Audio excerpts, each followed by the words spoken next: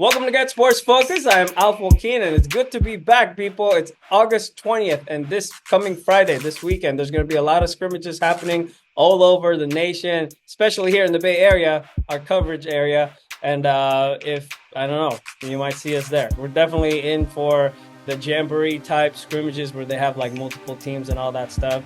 But as you've been watching Get Sports Focus in the last month and a half, you've seen the work of our young journalist Alejandro Flores. He's going to be joining us this fall, so we're excited to have him. Kevin's going to be back as well, and I got Coach Andrew coming up in a little bit. We're going to talk about some expectations for the upcoming year and our WCAL prediction. We might talk about some players here and there, but other than that, this is GSF Weekly, baby, and we're ready to go.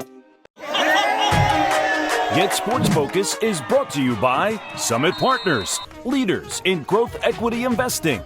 WeightsandBars.com. Build your home gym and shop locally from the Bay Area's best fitness equipment experts.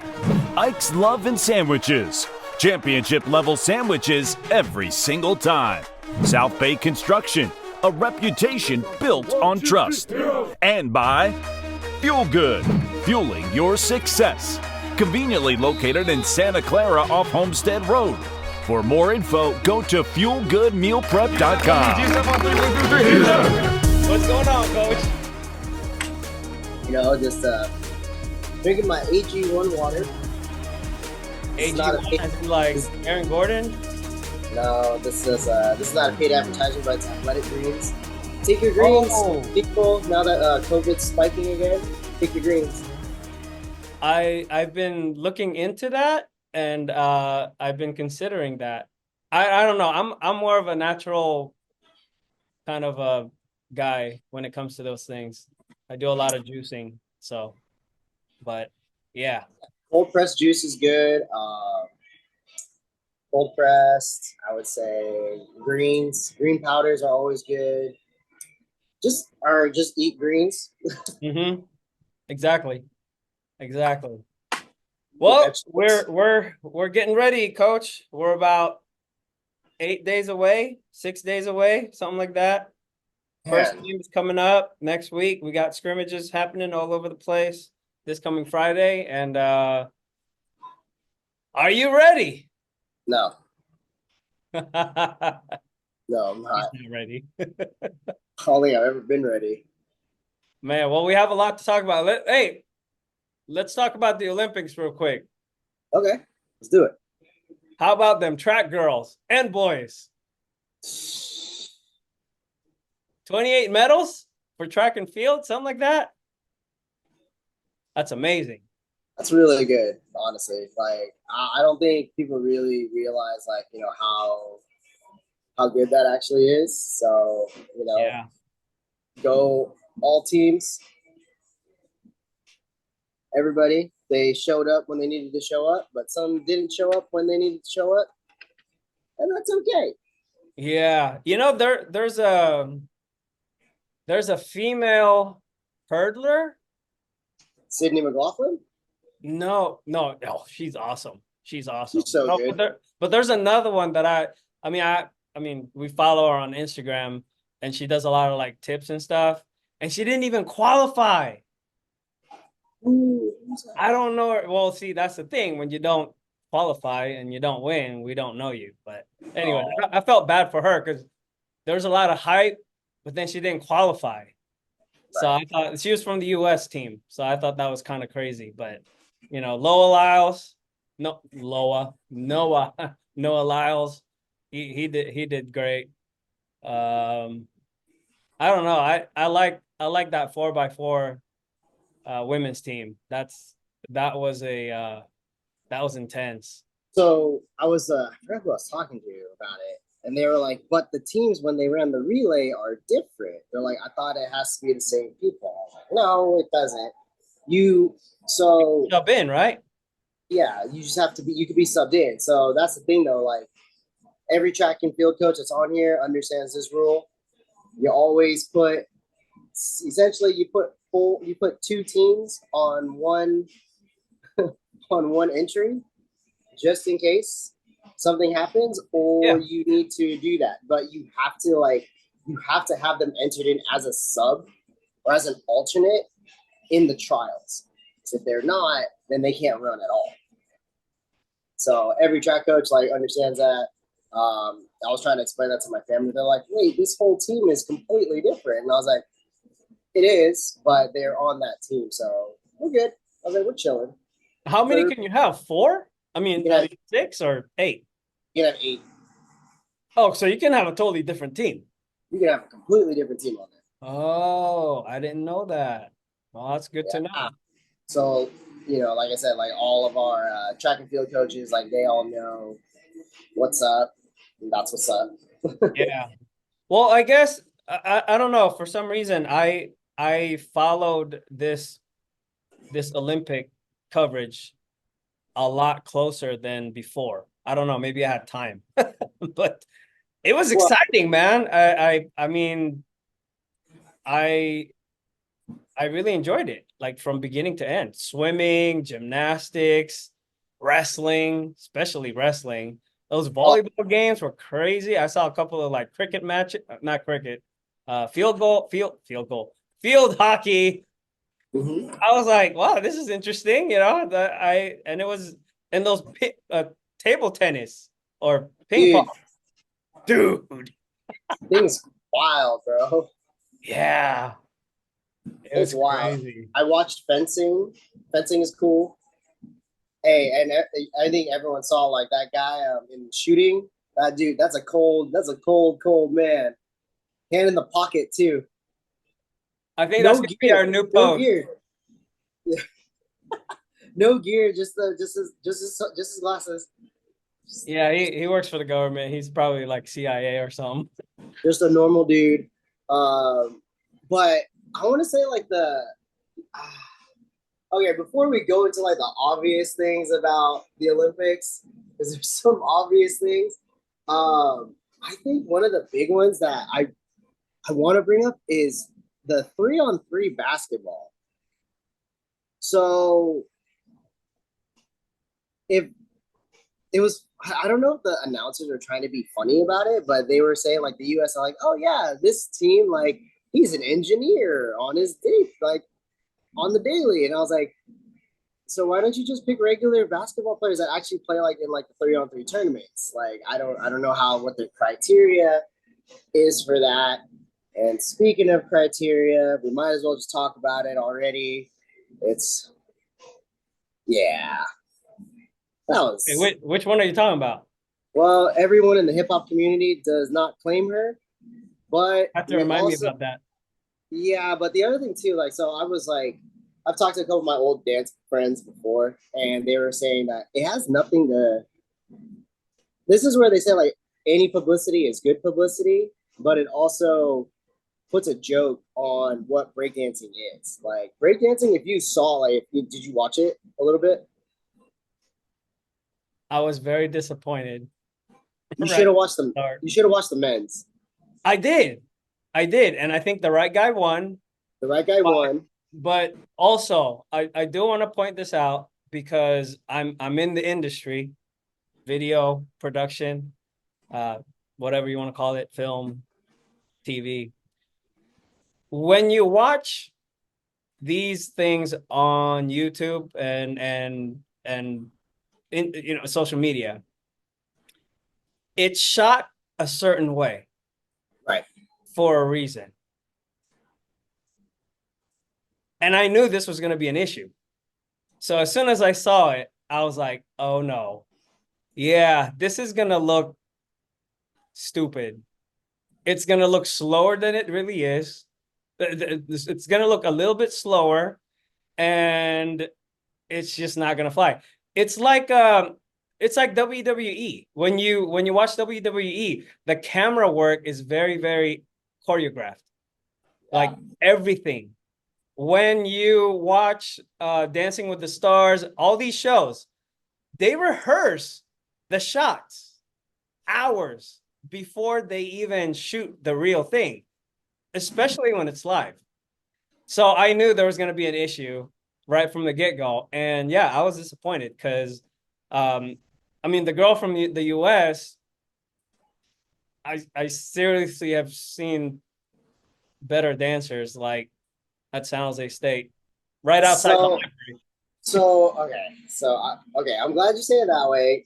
Let me give you my opinion on that one. I think this is like the definition of not going all out at the beginning. When you're at the Olympics, you literally have nothing to lose in any round.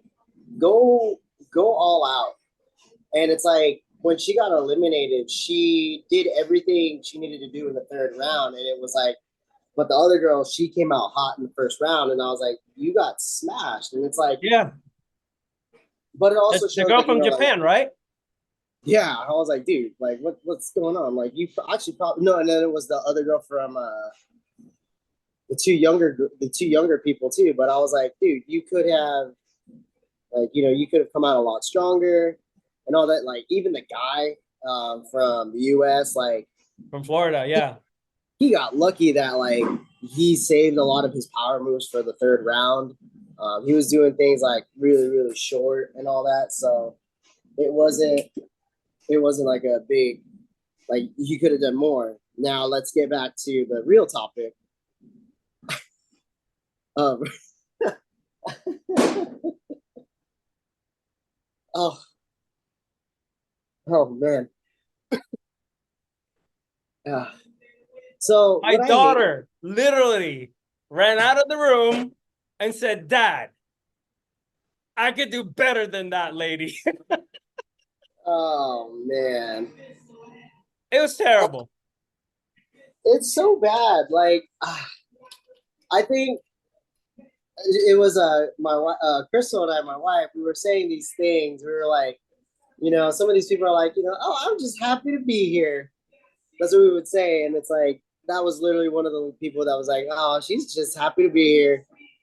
But they showed the girl that actually was supposed to go, I saw that that. she technically beat. She's really good, and I Yeah. was like, dang, How what's the did she not make qualifications? it? Or can't they have like multiple entries? I don't know. So this is the thing too. It's like, yes, like if people watch like competitive, like, breakdancing, and you watch Red Bull like FC1, like, that thing is like, those are like the best of the best.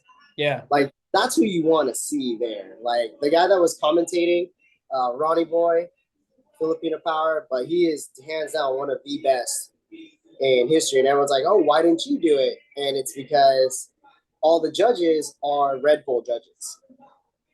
So they know what criteria they're looking for. And so, like, They just didn't get the dancers.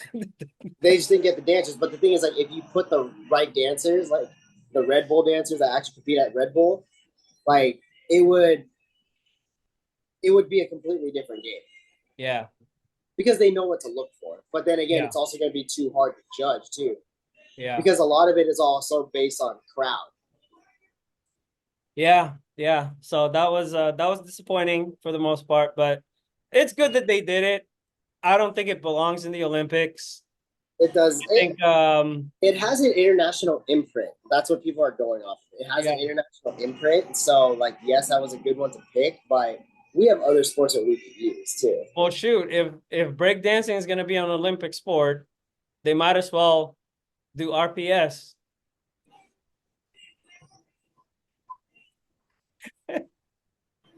RPS tournament, one of the best.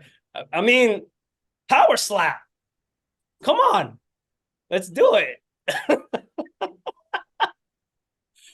Oh my That goodness. is wild. That is wild. Yeah. Let's There, not. Let's not.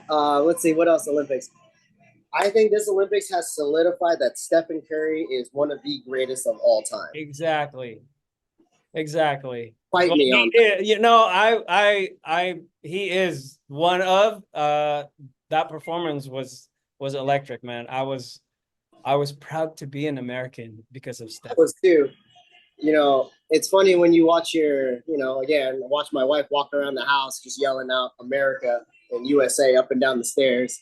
I was like, what is happening? That was cool. Awesome. Her niece made the all media all-star team for water polo. Nice. She led the U.S. with in goals scored. I think she scored 13 goals in the entire Olympics. There you go. Yeah. Nice. So she's for sure probably going to be on the team in 28. Nice. Weightlifting brought home 2 medals. That's the most in For ever. the US? The U.S. Wow. Okay. A gold, and a bronze. That's the first gold medal in like 28 years Wow. or something like that. Great job. Oh, that's right. That's right. And the cycling team too. Yeah. That was cool. Yeah, I watched a lot of it because I was working from home and it's like playing in the background. So I think they did a really good job covering it. It was really cool to see. You know what was cool to see? It was cool to see probably like these are probably the last times we're going to see some of these guys doing the Olympics is like, athletes from like our generation. Yeah. Like, like Steph Curry, like Kevin Durant, some of the swimmers, just just all over the board. Like this is probably the last time we're going to see some of these guys. Yeah. And Even it's Simone Biles, Simone, she might. yeah, retired. Yeah. But the crazy thing that everyone was talking about is like this Olympics kind of proved like or shown that like age is nothing but a number. Yep. That's true. That is true. There is so much technology and there's so much science and so much like research based things out there that like you can continue your career very long into it. Like I I started to think that like oh man, I'm 35, I can't do sports or like train like that anymore, and I kind of defied my own odds and started doing it again. Nice. So it's definitely there. I think you just have to like try. And I think that's something that needs to go on, like, to the younger generation. What they need to Yep. see do is like, there's, you're never going to run out of, there really is like no end. Like, you can go as long as you want. Yeah. Well, That's I kind of think one of it. the main things is like just taking care of your body, taking Take care care of of your mind, your body, and just being healthy and living that healthy lifestyle. I think and I like this part that happened. Like every athlete that they interviewed, they always like talked about like the mental preparation that Yeah. they did for everything. They said they already knew what the training was, but it was the mental training that really helped them get ready for this stage. Yep. No, it was definitely Paris did a great job. I it's gonna be interesting how LA is gonna top that. I think they I think already they will. can. I mean it'll be different. I mean, Tom Cruise took the flag and the flame, so Oh yeah, that was great. I, I and I don't mean know. I don't know they what had a what's party. going on with the whole like Long Beach thing because there's like 20 people there. They had Billie Eilish and Dr. Dre, Snoop Dogg performing when the flag came, and I'm like, okay, expecting a little bigger crowd, but I think that was recorded. I don't know, maybe. I Well, think it was because I don't think people actually even knew what was happening.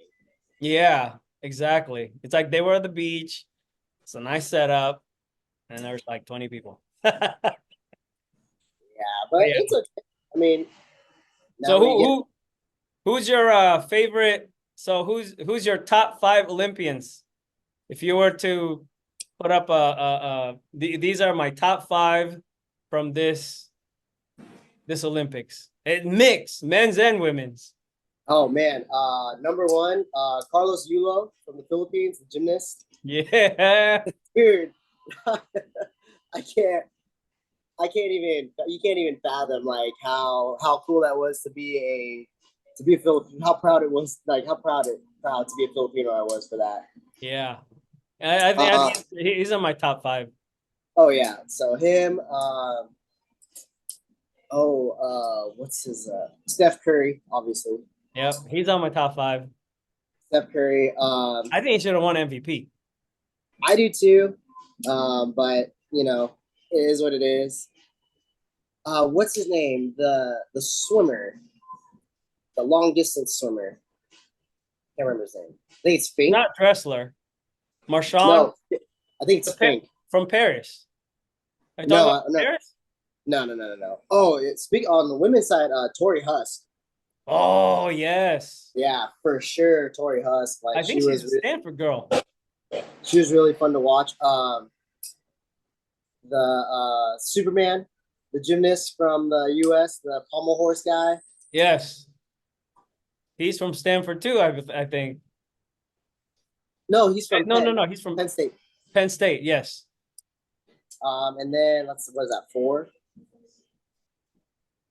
You know, it's kind of a toss up. My last two, like honestly, it's the Olivia Reeves, the Olympic weightlifter that won gold. I feel like it's too obvious that I would pick I would pick Crystal's niece because she balled out. I think that's too obvious. And then honestly, like from track, you know, I feel like those ones are too obvious. So I wanted to pick sports that like I normally wouldn't, you know, pick from. So yeah, those are my top 5. Nice. It's a Yeah. little different for me. I tried to watch everything else that I wouldn't watch.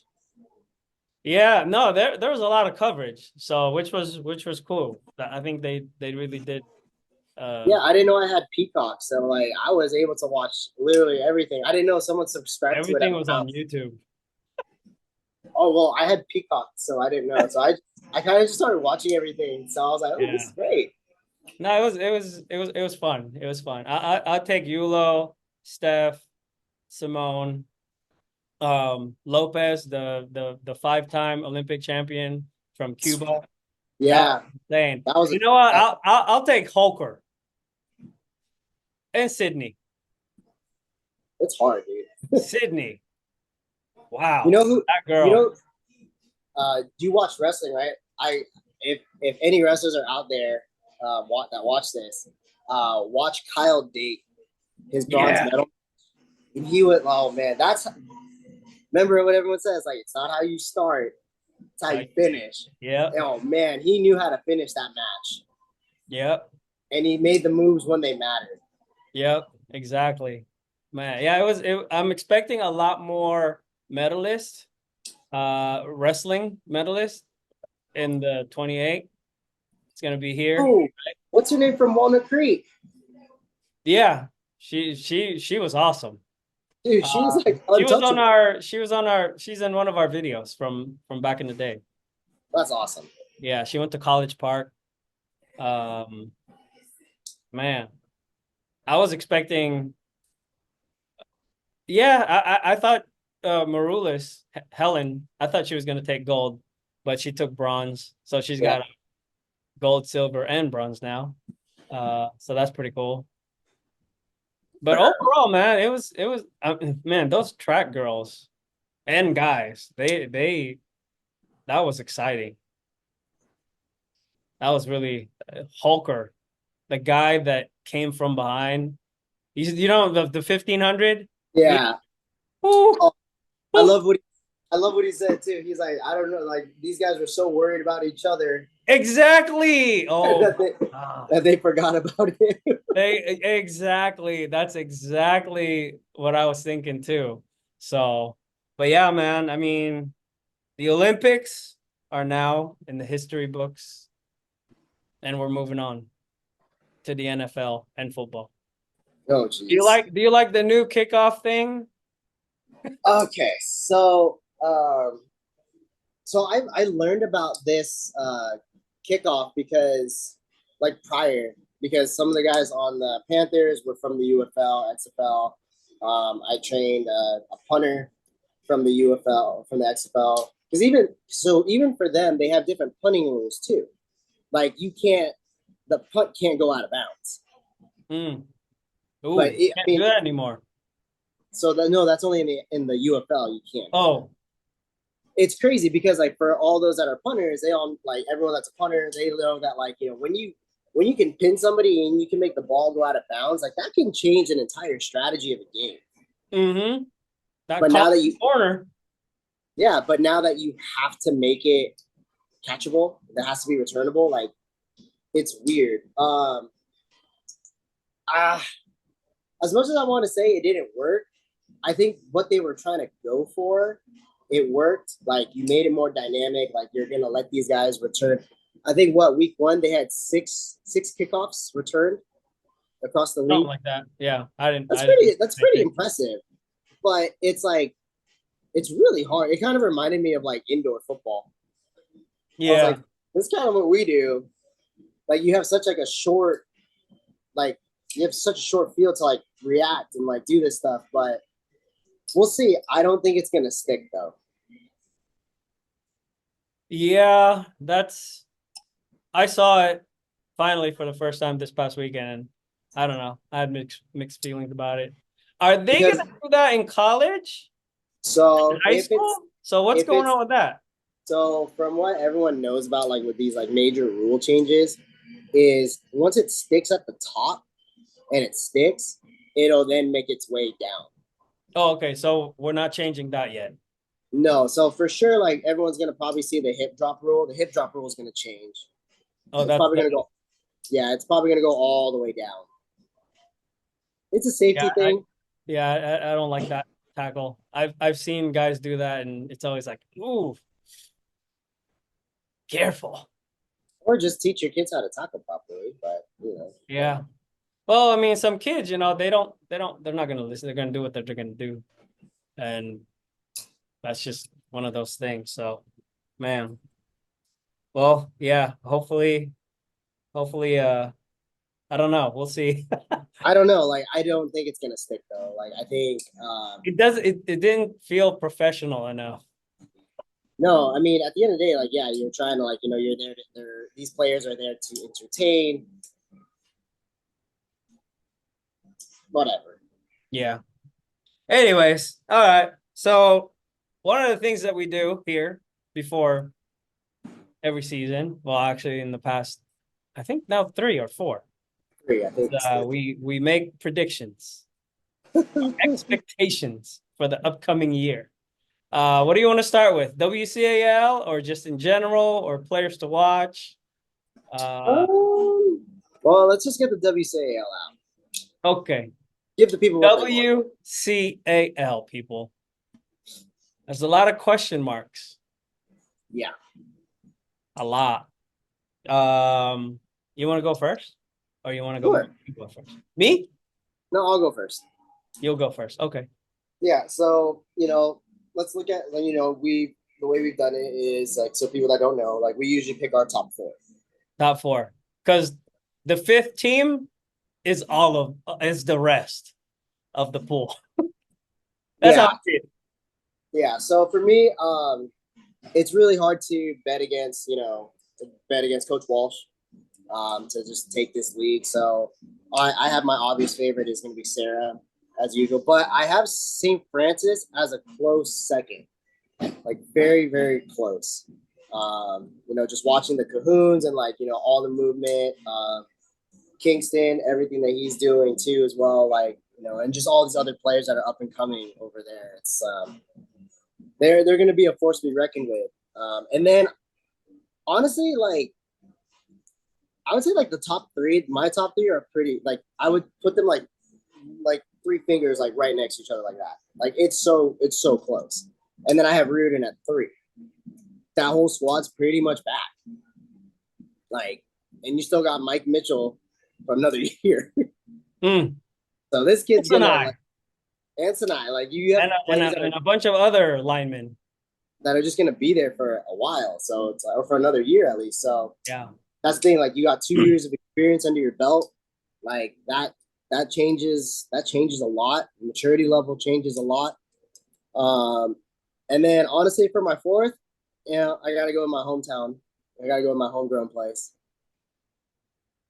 I gotta go with my black and gold. I love it. I just have to, The thing is, I honestly think though, I think MIDI can pull up that MIDI magic that happened a couple of years ago. You think so? And just surprise people. That's why I'm putting them at 4 because they were close. They were close this year. So I think if they just put it all together, they might have some MIDI magic again and do that same thing. Nice. I like your picks, Coach. I think you saw my list. Well, okay, so for me, I think I'm gonna go backwards. Okay. I'm uh, I'm a Bellarmine fan, right? I like those Bell boys. I mean, we just did a feature on two Bell guys, but for me, like you gotta earn it. You gotta earn it. You were the last, you were on the bottom last year. You're not top four this year. That's my expectation. It's like you gotta shock the world. Just like Reese said, you're gonna shock the world. So I can't wait for that. I think they're gonna be one of those. I think the way you're thinking about Midi is how I'm thinking about Bellman. I think they have some dudes that look really, really good. But after looking into it, I didn't really find a lot about Sacred Heart Cathedral. I know Valley Christian, they have a lot of talent there, but it's still kind of unproven. So they're kind of like, okay, you got to earn it. You got to prove it. You got to shock the world. My number 4 team. Oh, and then Midi too. Like you said, they could be the team that will shock the world. But my number 4 team is SI. The reason why is because they have a lot of returning starters, and I think it's just a matter of like playing a complete game for them every single week when WCAL starts. I don't know what their preseason is like, but um, they're gonna be ready by the time WCAL starts. I do have Reardon at number 3. Ain't gonna be easy because just because you have all the talent doesn't mean you can beat the established teams like the St. Francis Lancers and the Sarah Padres. So definitely one of the biggest teams to watch in the state, if you ask me, is Reardon. So we'll see how they do. Um, who is my number 2 team?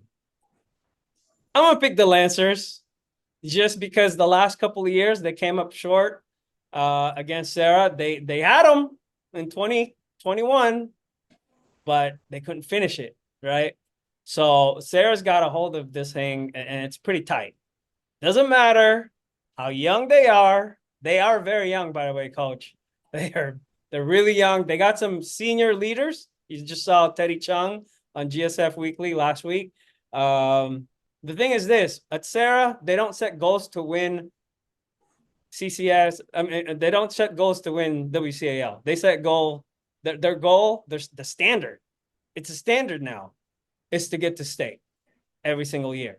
And so even though they're young, all those guys, I Ty, understand that standard. Gio, Singleton, all those young players, they know what's up.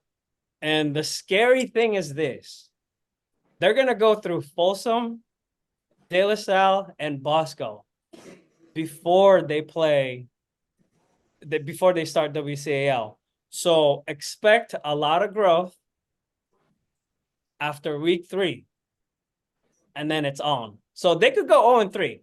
I mean, that's possible. They could go 0-3. I mean, Folsom's got like a 5-star QB. De La Salle's got the majority of their their starters back, and then Bosco. So I don't even know who Sarah's playing first game of the season, but all I know is whoever's playing Sarah later on, like in the last 4 games in the WCAL, by that time, those sophomores are juniors, and those juniors are seniors. And then you have like a handful of seniors that are going to be the leaders of the team. So I'm not worried about Sarah. I'm not. I mean, you can't just dethrone a big time program that's like Sarah like that. We're not going to give it away just like that. You're gonna have to earn it, and they're gonna fight. Them boys are gonna fight, and I think it's gonna come down to CCS.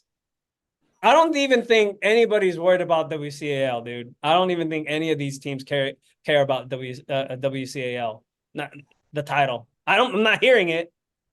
It's more like CCS State.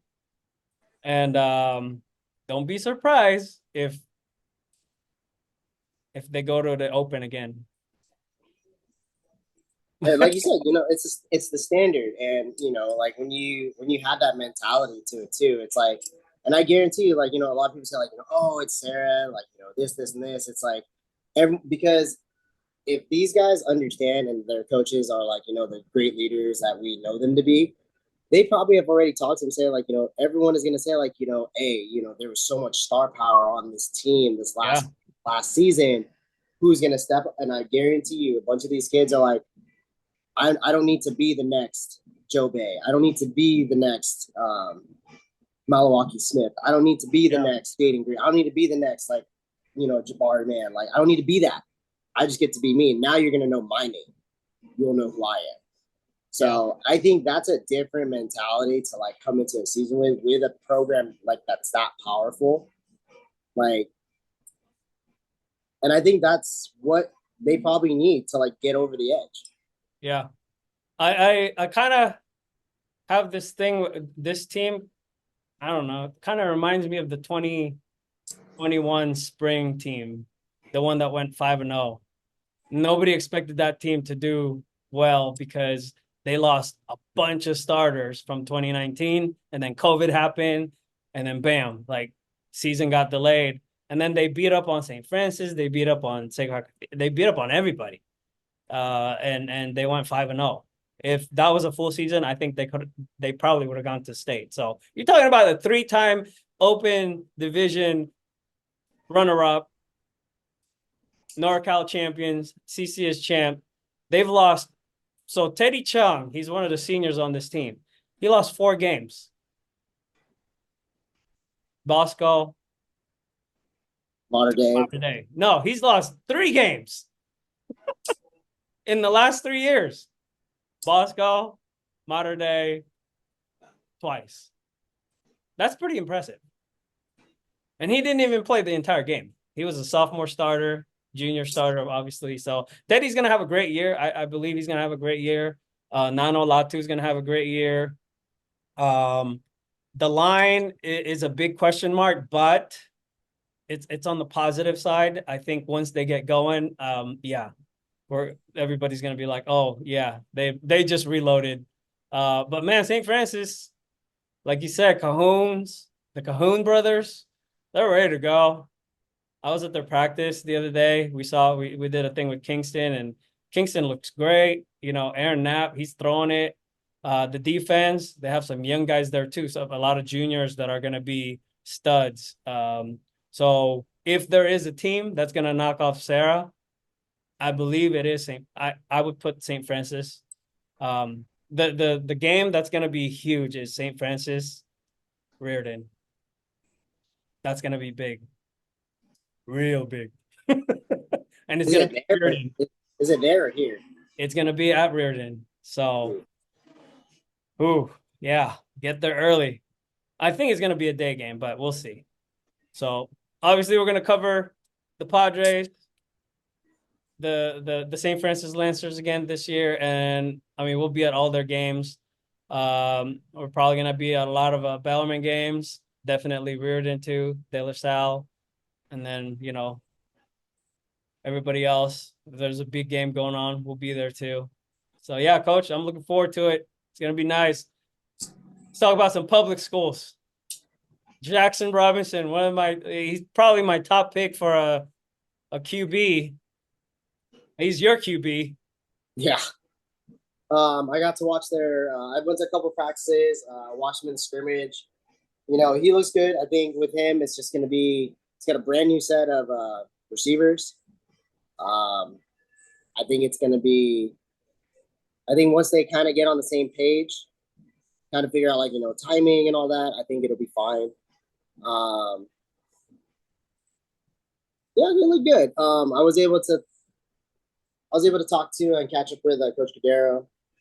Coach Cadero, it seems like they seem ready, and I know what they've been doing to train and to get ready. Yeah. So I know they're prepared for this year. But hearing a lot of the things about what's been going on over there, I was like, they might be the surprise that no one's expecting. So Yeah.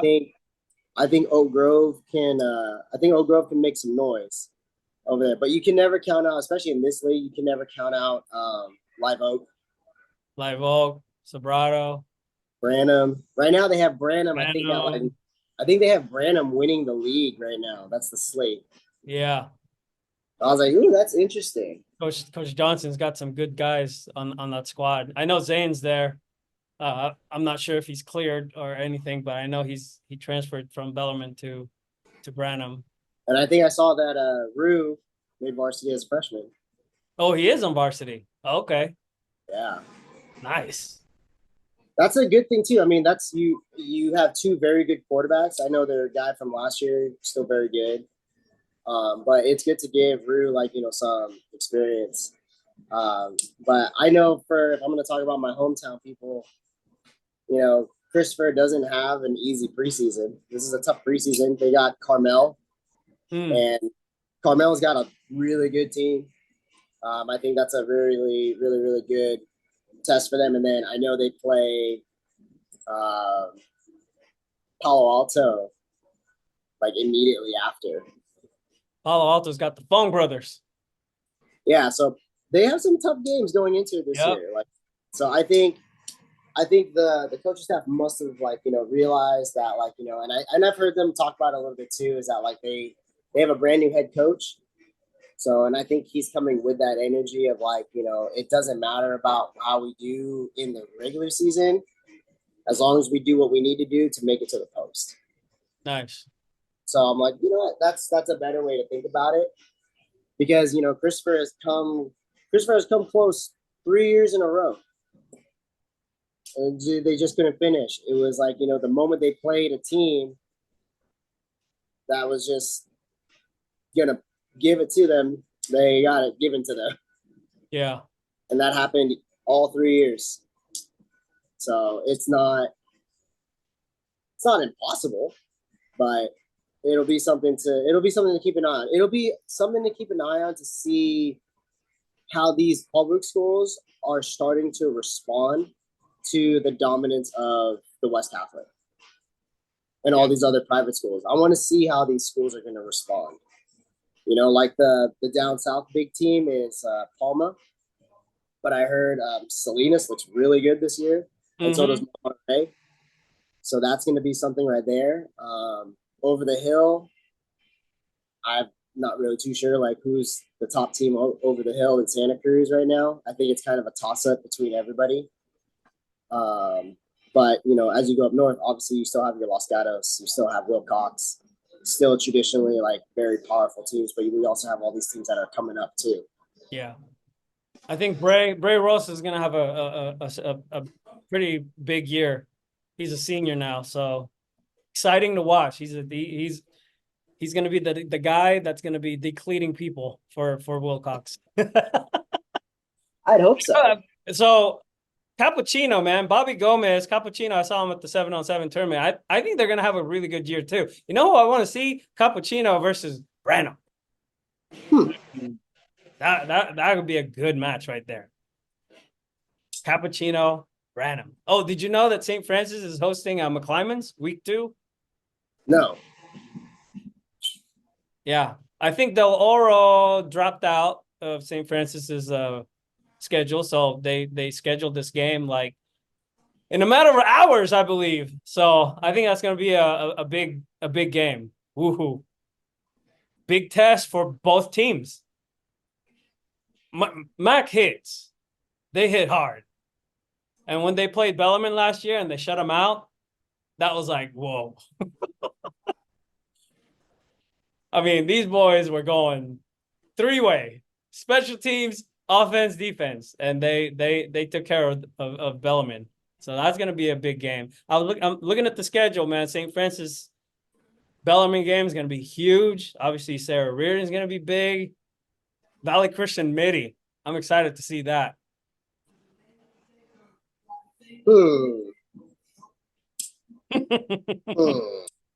Are you ready to make some predictions this year, Coach? Oh man, I think we are. Stir it up a little. I know. I'm not coaching. He's not coaching, so he could say whatever he wants, and he could go wherever he wants. One thing I do want to say is like to all the coaches and players that kept up with Get Sports Focus. I appreciate you guys. We appreciate you guys, and we're gonna do our best to uh, be at your game at least a couple of times this season. Keep the engagement going. Some teams are kind of standoffish. I don't know why, but if you don't respond, you can't do much, right? So, anyways, um, yeah, it's gonna be exciting, Coach. Up north. Obviously, De La Salle is going to be big time. San Ramon Valley is going to be big time. We're going to go to the De La Salle St. Mary's game this year. Ooh, yeah, I'm planning to So, be there. so I am hoping to. So I'm actually taking off next month, and I'm actually gonna go visit. I'm going to London for a couple weeks. I'm actually gonna go visit the development academy that IMG has in London Oh, okay. because I guess they have like a high school program that they run through there with all of the high school level athletes in Europe or London area. So I'm gonna go check that out. I'm gonna see like how football is in Europe. Mm, It's gonna be interesting. it's probably very proper. Probably, but we don't know. I just want to Well, see. well, speaking of development, Coach, it's season time. Right. It's too late to get ready for the season. You got to work with what you got at this moment from this point on. So an athlete might ask, damn, can I still lift during the season? What can I do during the season? And this is kind of like your thing here. So I want to give the floor to you, Coach, and talk about in-season training. Yeah. So, can you still lift during the season? Yes, you can, and yes, you should. You need to keep your body like primed, and that's the key word is like keeping your body primed for it's about it's like when you it's like you're never gonna walk outside with like ripped clothes unless that's your style. But I think everyone kind of gets what I'm talking about. Like you're not gonna walk outside with a broken umbrella when it rains. You have to continue to sometimes you have to continuously like keep like the muscle on your body protect like just to protect yourself. I'm not telling you to hey, go hit 90% of your bench press 2 days out of the week. No, no, no, no, no. Start with because what most people play on Fridays, Thursdays, Thursday. Sorry, It's going to be Thursday games and Saturday games, Coach. Everyone plays Thursday through Saturday. Okay, so the best thing to do is 2 days, within 2 days after your game, do a regenerative workout. And it doesn't have to be anything crazy. You can do body weight, you can go for a jog, you can do some short sprints, do mobility, do some core work, jump in a pool, do a pool work. Do something that kind of offloads your body, push some of that lactic acid through your body, trying to like get some of that soreness out of yourself. That's the first day. Then the next 2 days, if scheduled lifts for it, within the next 2 days, get a heavier lift in. Nothing that creeps over 80% though. One of the big ones too is also make sure you're doing something with your back,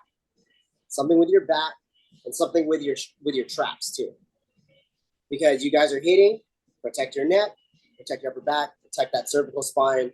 Because some people I've seen it a lot more lately is neck injuries. The what? Neck injuries. Oh yeah. So protect that. Do some shrugs.